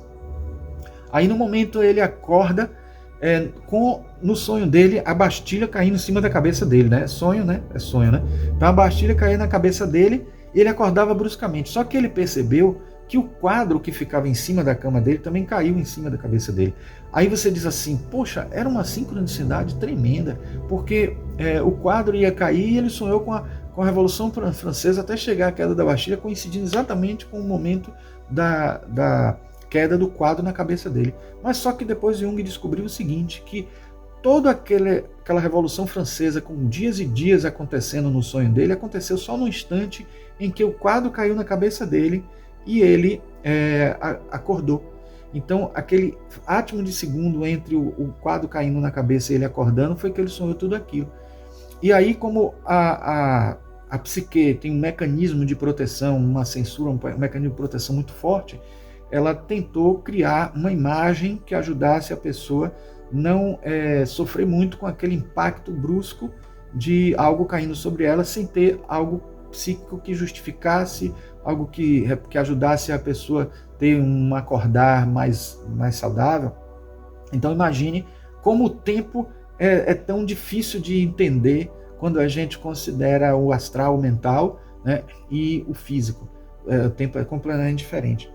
E apesar de não ter achado na parte do... Né, tem várias passagens do Homem e seus Símbolos aí que vocês vão ver, mas não essa. E eu tenho outras passagens que falam sobre essa questão do tempo. Inclusive um deles é esse, né, o caso do cientista em anestesia. Então, o Leadbeater fala do caso de um cientista, né, muito interessante, na página 42 e 43, ele fala de uma coisa que é bem coincidente com aquilo que a gente falou do quadro, né, do quadro da Revolução Francesa, da queda da Bastilha. Então, aqui na página 42, eu até vou ler para vocês aqui, porque é muito interessante esse material. Leadbeater fala de um fato que aconteceu, né, com um conhecido homem de ciência, né? Teve que extrair 2 dentes e para isso lhe aplicaram anestesia. Interessado em problemas desse tipo, decidiu anotar com cuidado tudo o que sentisse na operação, mas ao inalar o gás ficou entorpecido, esqueceu sua intenção e mergulhou num profundo sono. Na manhã seguinte acordou, como supôs, e continuou com sua rotina habitual, com experiências científicas e palestras em vários locais, mas tudo isso com um exaltado sentimento de alegria, cada palestra um notável triunfo e cada experiência produzindo novas e magníficas descobertas. Isso continuou por um longo período, embora não pudesse precisar o tempo exato, até quando fazia uma palestra na Real Sociedade, ficou aborrecido com o comportamento insólito de um dos presentes, que lhe disse: agora tudo terminou. E quando se voltou para ver o que era, ouviu alguém dizer: os 2 estão fora. Foi então que notou que ainda estava sentado na cadeira do dentista e tivera aquele intenso período em apenas 40 segundos. Parece ficção científica, né? Coisa que poderia ser muito bem retratado num filme, mas é um fato, né? Um acontecimento, né? Que foi registrado e que Leadbeater conta, e com isso ele também usa como exemplo de como até frações de segundos ou alguns poucos segundos de acontecimentos no mundo físico podem corresponder a situações muito assim demoradas e experiências incríveis. E o que é incrível aí também é a gente entender que mesmo no momento de anestesia, em que a pessoa precisava estar tranquila, para o organismo estar bem assim passivo para poder acontecer o fato, né, com o dente, o que estava sendo feito no dente, né? Por mais que a gente diga assim, poxa, era só no dente, mas não. Ali também foi um momento em que a pessoa estava passando por algum tipo de aprendizado, algum tipo de experiência, porque vivenciando as palestras e talvez vivenciando fatos científicos que poderiam até ajudar depois a ele tirar conclusões de resultados bem positivos para o trabalho dele. Então, a gente sabe lá o que pode estar acontecendo ali, mas com certeza tem um propósito, como tudo tem um propósito na nossa vida, né? O ego, quando fora do corpo, é capaz de perceber imediatamente, sem usar os nervos, e consequentemente sabe o que acontece mesmo nessa fração de segundos antes que a informação chegue ao seu cérebro. Então isso tem tudo a ver com aquilo que a gente falou do quadro nesse instante, né? Então essa questão do tempo, da fração de segundos que parece anos e anos acontecendo, isso aí é uma situação muito recorrente nos sonhos. Bom, quando fora do corpo, durante o sono, o ego parece pensar através de símbolos, isto é, o que em nosso plano seria uma ideia que para expressar-se precisa de muitas palavras. Para o ego, isso lhe é transmitido por uma simples imagem simbólica. Quando um pensamento como este é impresso no cérebro, para ser lembrado na consciência de vigília, precisa ser traduzido. Cada pessoa tem seu próprio sistema de simbologia. Contudo, há alguns pontos sobre os quais a maioria dos sonhadores concorda. Então, é quase como se ele estivesse aqui trazendo para a gente as teorias de Jung, né? Porque ele fala tanto que é possível que os símbolos sejam muito particulares, porque cada um tem a sua simbologia. Aquilo que a gente não entende do que a gente vivencia, da experiência arquetípica, aquela que vai servir para a nossa evolução mesmo, direta, geralmente a gente não tem a condição de entender muito bem. Então, por isso precisa de símbolos. Alguns usam símbolos muito particulares, pessoais, porque perpassa o inconsciente pessoal e, passando pelo inconsciente pessoal, vai colher o conteúdo, o material, o conteúdo psíquico que está ali no inconsciente pessoal, e pode ser usado um simbolismo pessoal também, mesmo nos sonhos arquetípicos. Mas quase sempre nos sonhos arquetípicos a gente tem uma imagem arquetípica que é traduzida por um arquétipo que a gente acaba tendo condições de analisar de uma maneira mais ampliada ou de uma maneira mais generalizada. Mas também podem acontecer sonhos em que a pessoa pega simbolismos muito pessoais, muito particulares do entendimento daquele que sonhou, né? E aí temos aqui um dos fatos que eu costumo sempre lembrar de O Homem e Seus Símbolos, que é esse acontecimento aqui na página 66. Dois indivíduos diferentes podem ter quase exatamente o mesmo sonho, o que na experiência clínica vem-se a descobrir que é bem mais comum do que o leigo pensa. Mas se, por exemplo, uma dessas pessoas que sonha for um jovem e a outra idosa, o problema que aflige cada uma delas há de ser diferente e, logicamente, cometeríamos um absurdo interpretando os dois sonhos da mesma maneira. Um exemplo de que me recordo é o de um sonho em que um grupo de jovens a cavalo atravessa um extenso campo. O sonhador é quem comanda o grupo e salta um buraco cheio de água, vencendo o obstáculo. O resto do grupo cai na água. O jovem que primeiro me contou este sonho era um tipo cauteloso e introvertido, mas também ouvi o mesmo sonho de um velho de temperamento ousado, que tivera uma vida ativa e arrojada, mas que na época do sonho achava-se inválido e dava imenso trabalho a seu médico e a sua enfermeira. Naquele momento, por desobedecer às prescrições médicas, sua saúde piorara. Estava claro que o sonho dizia ao jovem o que ele deveria fazer. Já o velho expressava o que ele ainda fazia. Enquanto o jovem hesitante estava sendo encorajado, o velho não necessitava do mesmo tipo de estímulo. O espírito ativo que ainda o sacudia interiormente era, na verdade, seu maior problema. Este exemplo nos mostra quanto a interpretação dos sonhos e de símbolos depende, em grande parte, das circunstâncias individuais de quem sonha e do seu estado de espírito. Então veja como aí no caso valeu para o velho de uma forma, para o jovem de outra, né? Fazendo com que o velho não fosse muito exagerado nas coisas que ele fazia, e porque já tinha um estímulo interno, ali já estava como se fosse relatando a ele o que ele está fazendo coisas que os outros não conseguem fazer, pulando um rio, etc. Enquanto que o jovem ele precisava de um pouco mais de motivação para fazer as coisas, para mostrar que ele é capaz de fazer o que ele faz bem, melhor do que os outros, e cada um fazendo o que consegue fazer bem, melhor do que todos os outros. Então, assim, mostrando aí que tem diferentes interpretações possíveis para até o mesmo sonho. Imagine quando são só símbolos que se assemelham, então tem muitas nuances aí, porque nesse caso aí a gente viu uma situação extrema, mas existem casos menos extremos em que a gente também precisa ter uma interpretação cuidadosa, né? No livro Psicologia do Inconsciente, Jung diz: os arquétipos não são apenas impregnações de experiências típicas, incessantemente repetidas, mas também se comportam empiricamente como forças ou tendências à repetição das mesmas experiências. Cada vez que um arquétipo aparece em sonho, na fantasia ou na vida, ele traz consigo uma influência específica ou uma força que lhe confere efeito luminoso e fascinante ou impele a ação. Então, vejam que no sonho a gente vai estar tendo sempre elementos que nos ajudam psicoterapeuticamente, né? E aí a gente tem os arquétipos que vão nos ajudar nessa questão de dar a gente uma ideia do que a gente precisa, do caminho que a gente precisa correr, que é o caminho luminoso, né? Nesse sentido de númino sendo o que está acima do fenômeno, né? Que transcende o fenômeno, e que é justamente o nosso eu superior que está nos avisando, nos dando recados, influenciando a gente, a nossa vida, né? E no livro Seminários sobre Análise dos Sonhos, esses que acontecem justamente entre 1928 e 1930, compilados aqui nesse livro, a gente encontra na abertura da palestra 1, Seminários sobre Análise dos Sonhos, em 1928, Jung dizer: a análise dos sonhos é o mais importante meio técnico de abrir uma via de acesso ao inconsciente. O principal objetivo desse tratamento é descobrir a mensagem do inconsciente.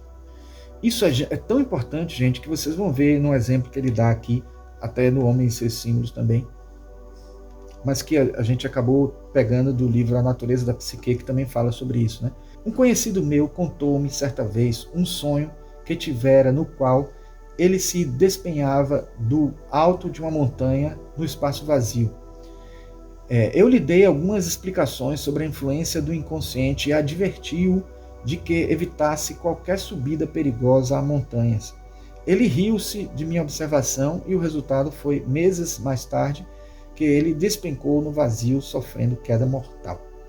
Então isso aí é uma mensagem do inconsciente que não foi lida, né? É como se fosse uma carta do inconsciente que não foi lida ou foi ignorada. Nesse caso aí até foi lida, mas foi ignorada. Imagine quando a gente não interpreta quantas mensagens importantes para a nossa existência, para a nossa vida, porque a gente até considera o morrer como talvez um ponto mais drástico, mais complicado e ruim da nossa vida, mas quando faz parte de um processo evolutivo, como faz parte de um processo evolutivo, a gente sabe que nem é a pior das coisas. Talvez até algumas coisas que poderiam ajudar a gente a, digamos, aproveitar melhor o tempo encarnado para o nosso processo evolutivo, seja mais importante, inclusive, né? O sonho traz para a gente essas informações. Eu quero só dizer a vocês que, como eu disse, né, o livro O Homem e Seus Símbolos tem também essa passagem, repete lá também, mas a gente acabou tirando A Natureza da Psique. Na condição do sono ainda, né, no livro de Leadbeater, ele tem uma parte que fala da faculdade de previsão. De certa maneira, o ego, né, a alma, como eu falei para vocês, que é o que significa ego para Leadbeater e para a teosofia, pode fazer previsões, o presente, o passado e o futuro lhe são desvendados, desde que os saiba ler. E não há dúvida de que, às vezes, antevê acontecimentos importantes para a sua personalidade inferior, e esforça-se para gravá-los com maior ou menor êxito.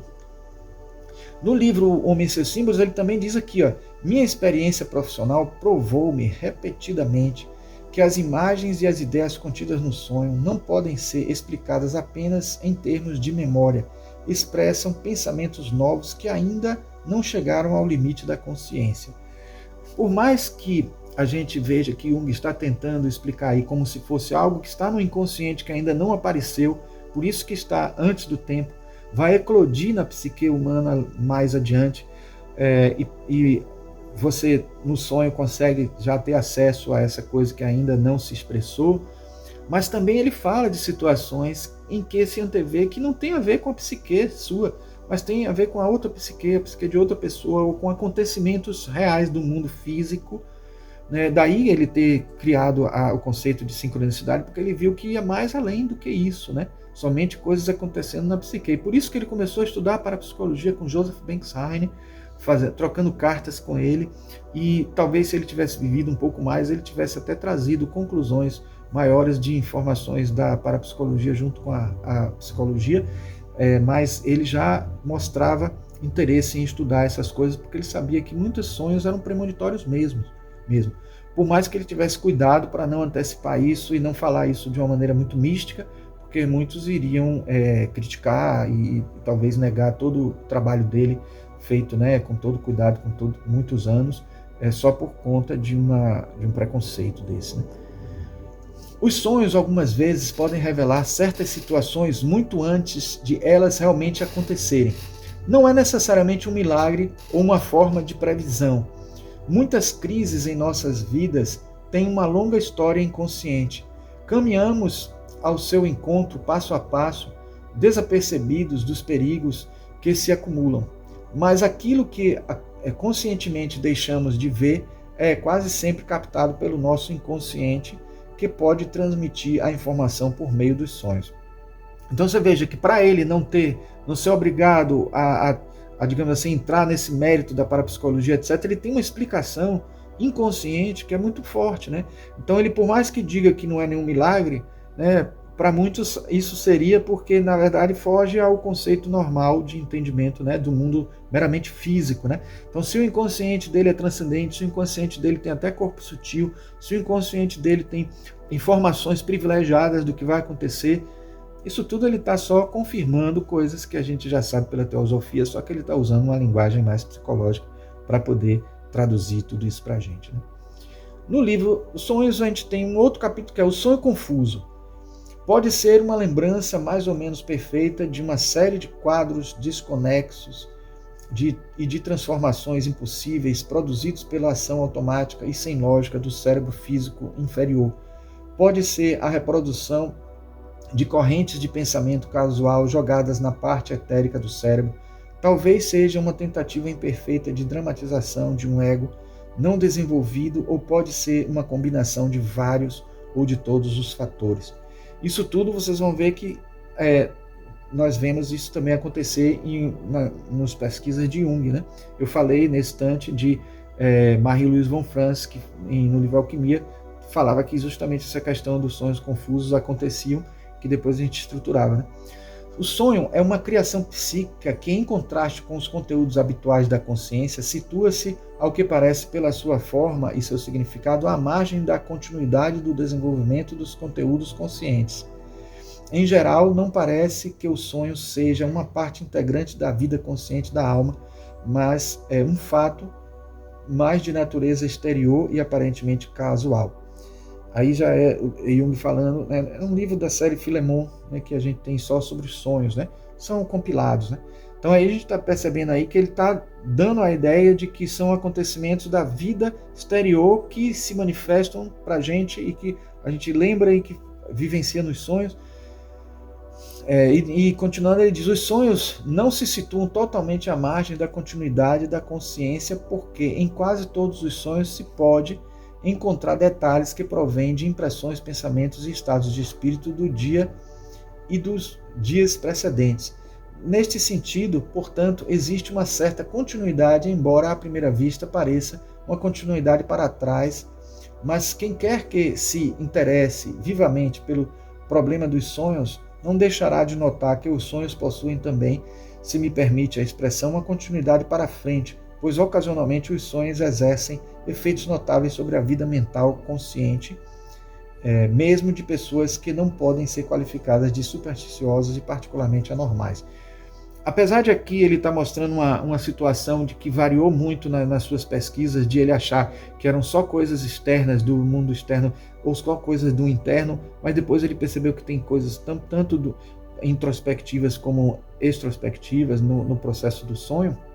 Mas aqui vale a informação que ele está dizendo que o sonho também aponta para coisas para o futuro, coisas que ainda vão acontecer, né? Provavelmente por causa desta conexão mais ou menos frouxa com os demais conteúdos de consciência, que os sonhos são extremamente fugazes quando se trata de recordá-los. A lembrança dos sonhos é uma coisa complicada, né? Ainda mais se a gente entende que eles acontecem quando o nosso corpo astral está afastado do nosso corpo, né? E o etérico está um pouquinho também mais distante, para diminuir a sensibilidade, né?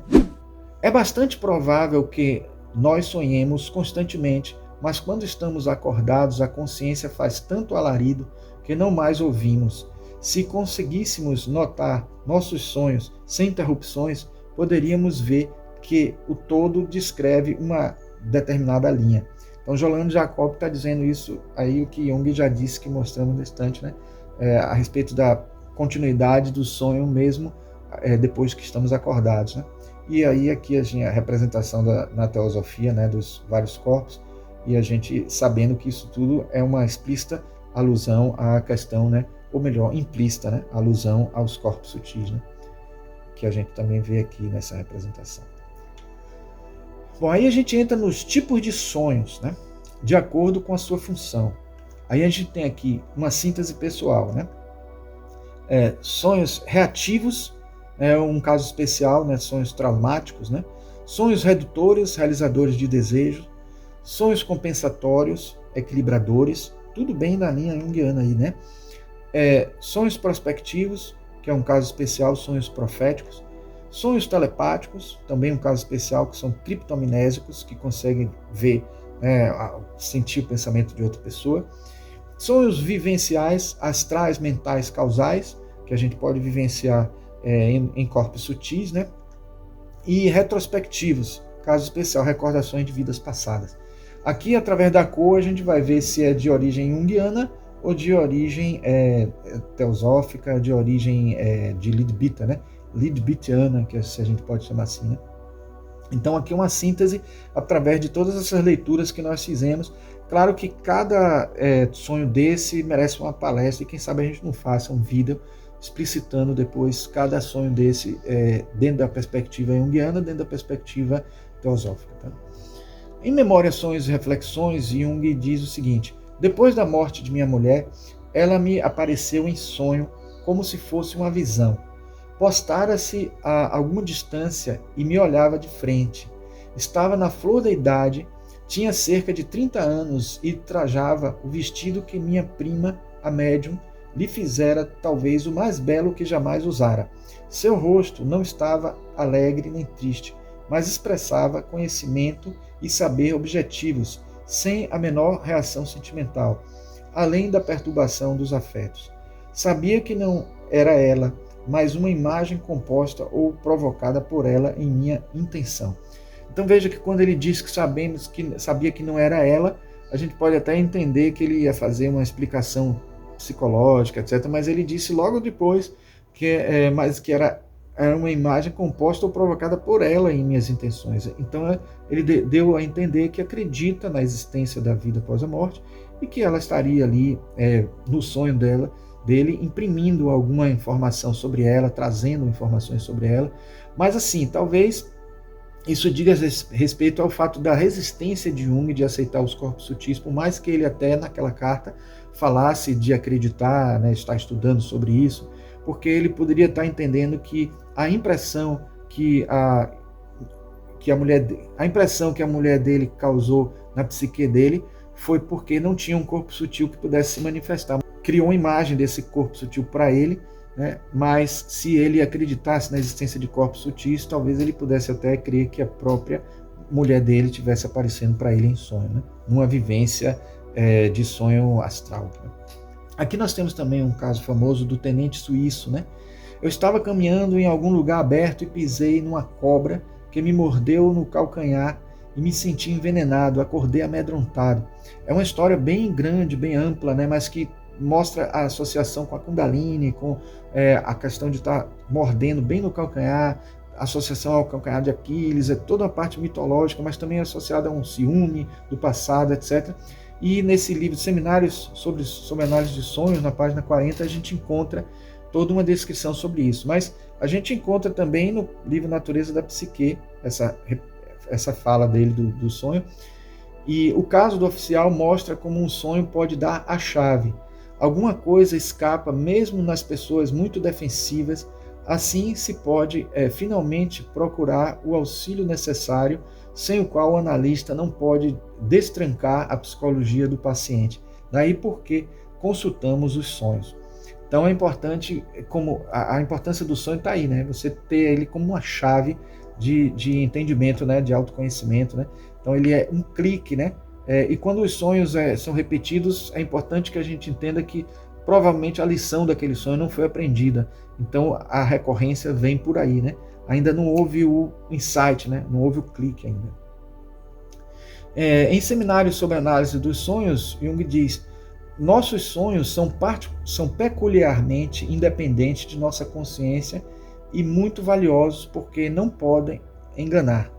E na Natureza da Psique, ele diz o seguinte: um observador atento descobrirá sem dificuldade que os sonhos não se situam totalmente à margem da continuidade da consciência, porque em quase todos os sonhos se podem encontrar detalhes que provêm de impressões, pensamentos e estados de espírito do dia ou dos dias precedentes.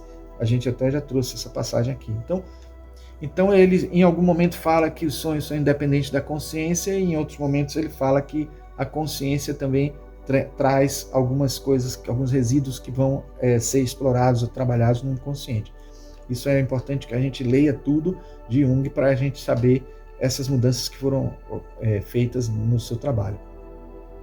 Em oposição com a opinião freudiana, o sonho é uma autorrepresentação em forma espontânea e simbólica da situação atual do inconsciente ou de conteúdos inconscientes. Nossa fórmula não discute a questão se esses conteúdos são sempre ou não a realização de desejos. Então aqui eu trouxe até para mostrar aquilo que eu disse, né, que muitas vezes Jung definia os sonhos ou definia sua psicologia a partir de Freud, mas claro que com isso ele também tentava desenvolver sua própria teoria, seu próprio trabalho. Né? Aí temos aqui no livro Psicologia de Carl Gustav Jung, né, de Jolande Jacob, a estrutura dos sonhos. O sonho ele estrutura da seguinte forma, né? Lugar, tempo, dramatis personae, que é os personagens, né? Exposição, apresentação do problema, peripécia, reviravolta, espinha dorsal do sonho, clímax e lisis, solução, resultado, conclusão.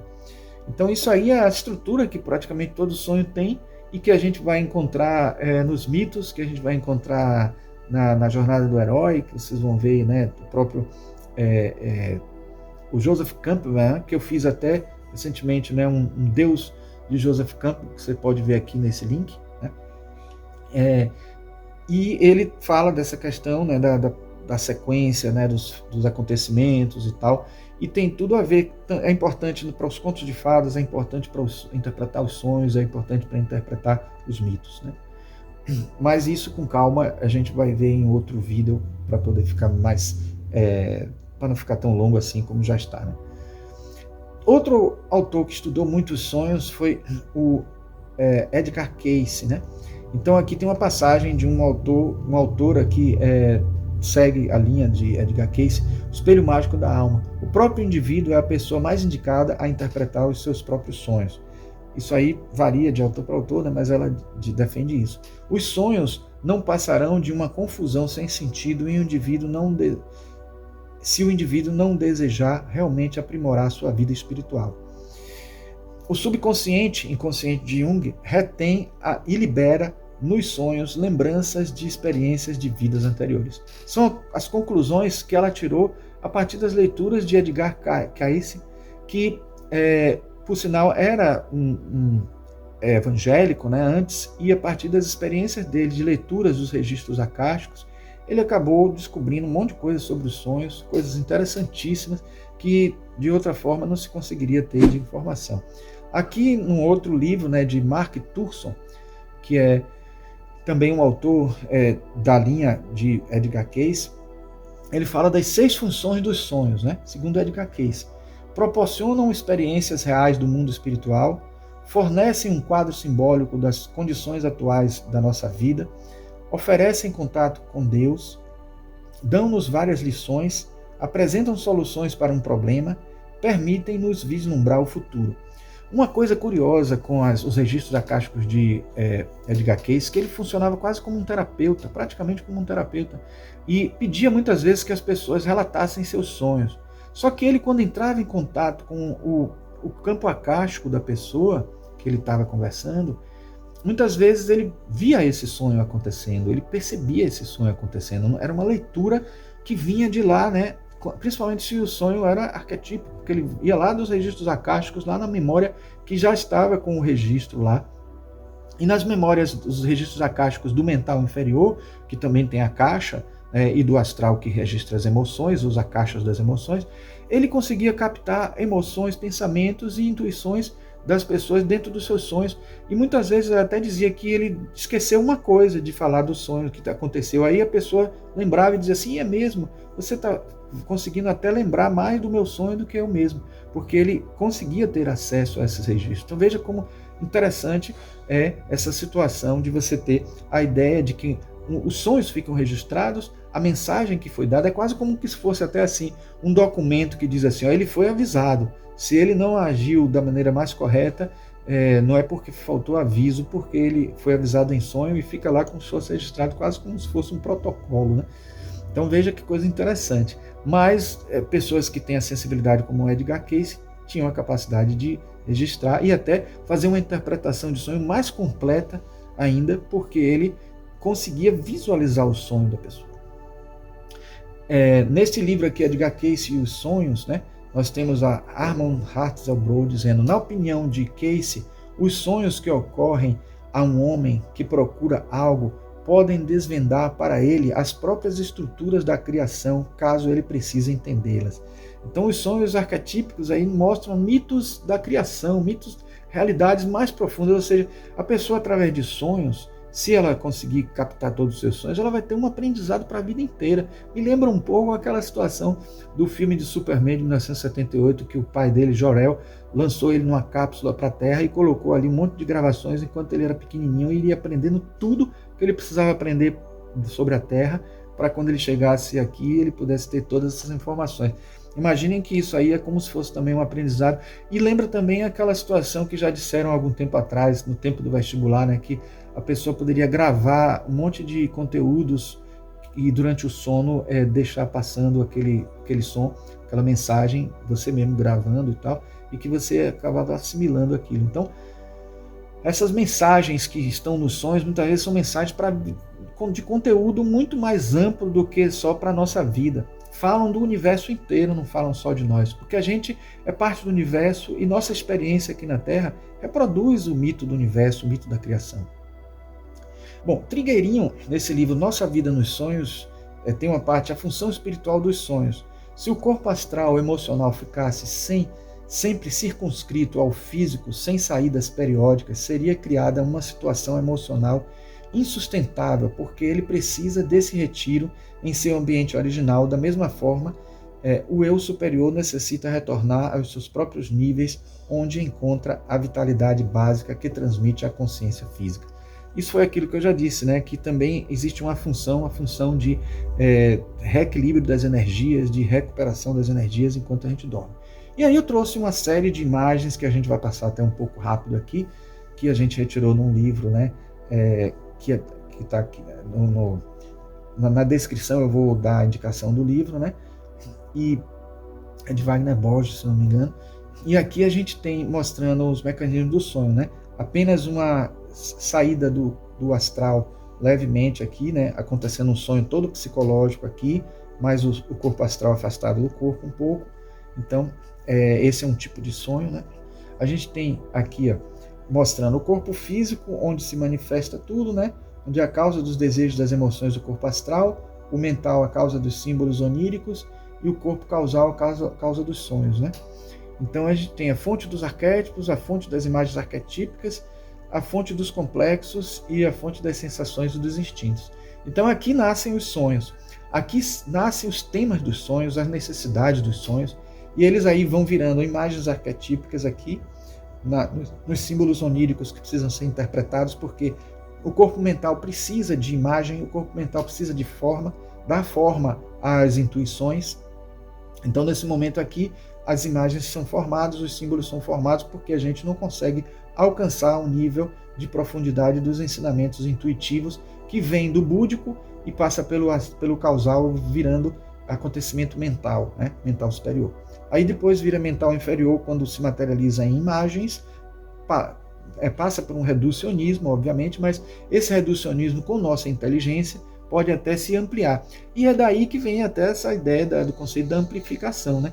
Jung também até nisso ele foi feliz, porque ele considera que um sonho precisa passar por um símbolo, precisa passar por uma amplificação, porque depois que a gente pega o significado genérico dele, a gente tem que entender toda a gama de possibilidades de atuação dele, desse arquétipo, na nossa vida, e o que isso tem de importante para nós, e como isso pode ser por nós elaborado, né, para que a gente possa, na tradução do nosso mental, dos nossos pensamentos, das nossas ideias, do nosso raciocínio, como a gente pode traduzir da melhor forma possível aquelas intuições, aquelas realidades que são muito transcendentes e difíceis de traduzir em palavras.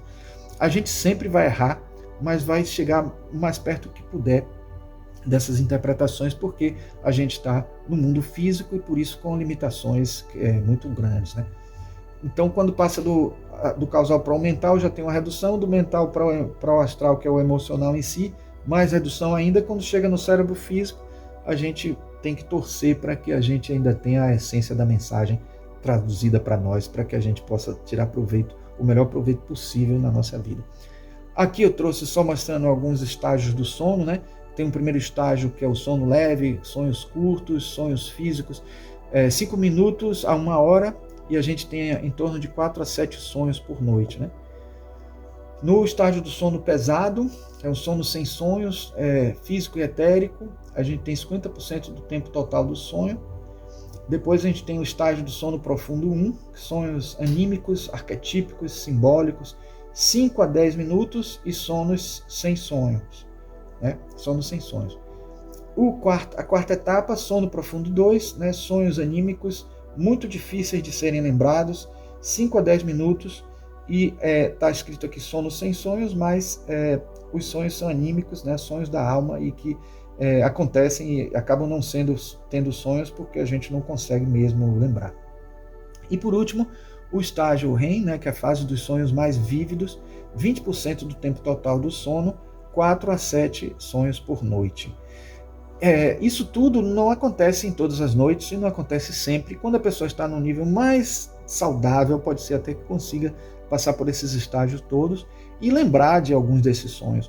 Mas é interessante saber assim, que quando a gente acorda, logo no começo que a gente começa a dormir, a gente acorda, ou quando está num ônibus de leito e acaba acordando quando a pessoa sai numa estação lá, esses sonhos que a gente acorda são esses sonhos menores, esses mais curtos que a gente tem em várias quantidades. Esses são difíceis de lembrar, alguns deles, porque são muitos e eles se misturam, se confundem. Quando a gente acorda bruscamente, a gente lembra daquele último que aconteceu.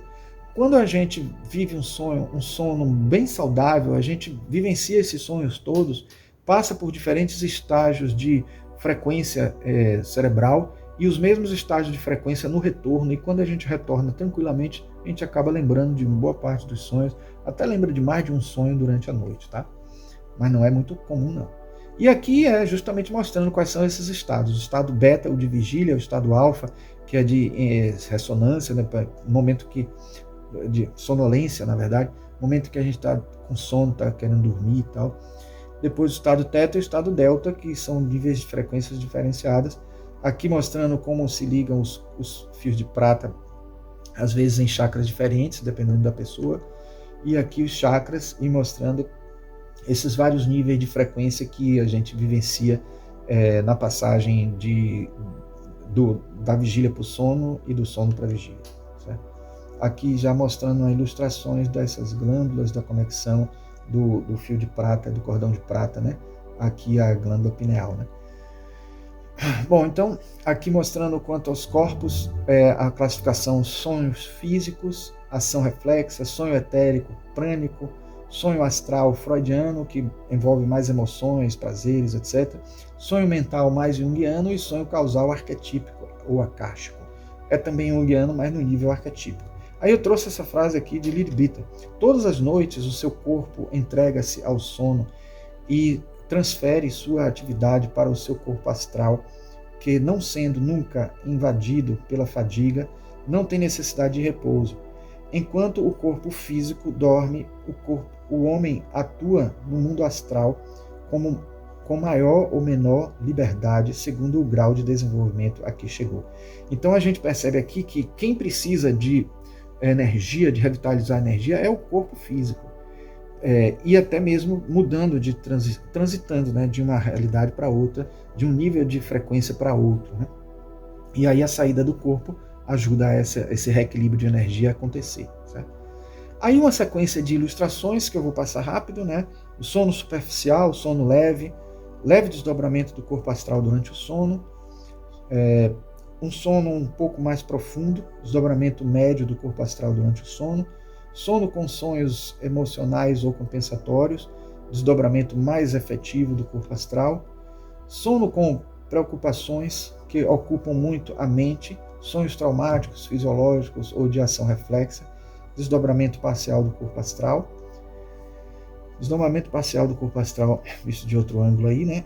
Sono com sonho psicológico, uma maior projeção astral, maior liberdade do corpo astral durante o sono, desdobramento do corpo astral com deslocamento para a posição vertical, corpo astral encontrando seu equilíbrio, se referenciando no mundo tridimensional de sua contraparte física, desdobramento parcial do corpo astral no sono, desdobramento parcial do corpo astral com rolamento, projeção do corpo astral com uma limpeza energética no ambiente, isso pode acontecer no sono, né?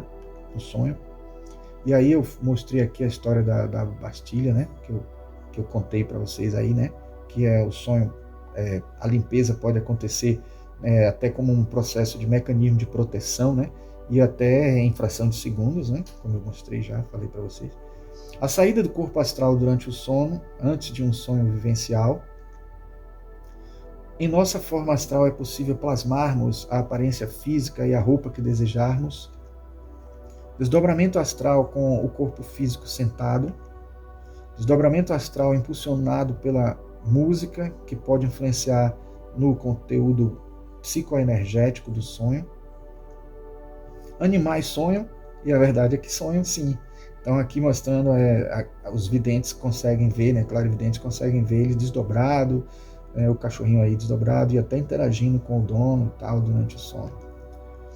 Na autobilocação consciencial ou desdobramento, a pessoa projetada observa seu corpo físico adormecido.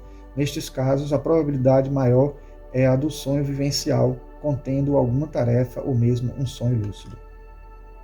O que costumamos fazer acordados, geralmente repetimos ao dormirmos nos sonhos ditos vivenciais e astrais. Mentores espirituais e anjos também, devas, etc., nos conduzem às vezes a tarefas que não são do nosso cotidiano, mas que nos ajudam muito no nosso crescimento. A liberdade espacial durante o sonho astral é quase infinita, mas temos limitações, viu? Exoprojeção, projeção astral que ultrapassa os limites da estratosfera terrestre, limitações energéticas.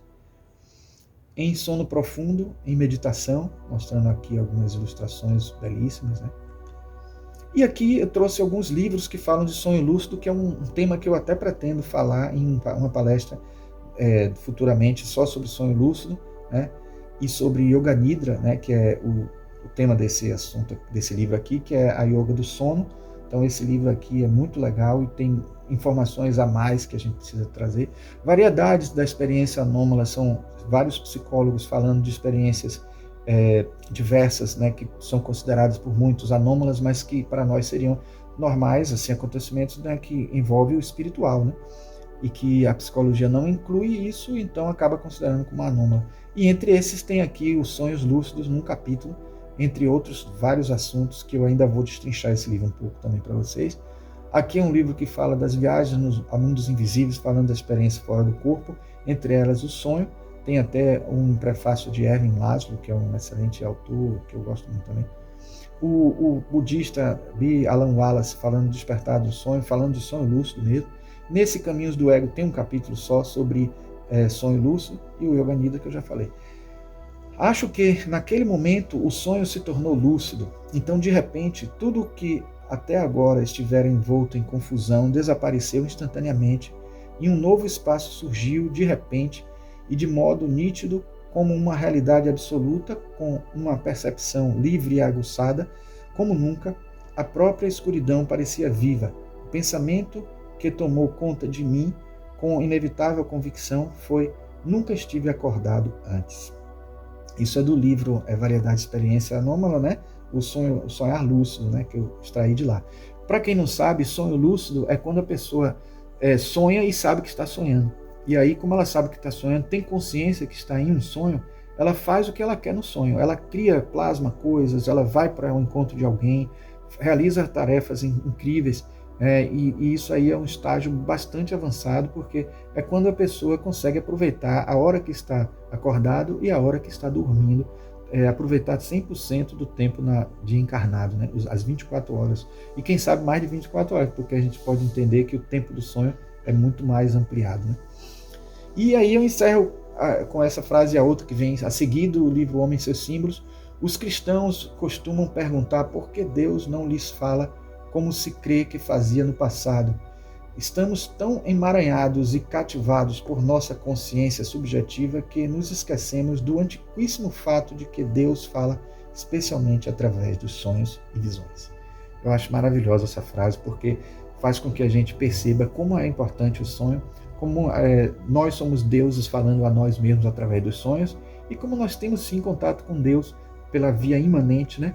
Que é importantíssima, que é essa via do nosso self, do nosso Atman, né?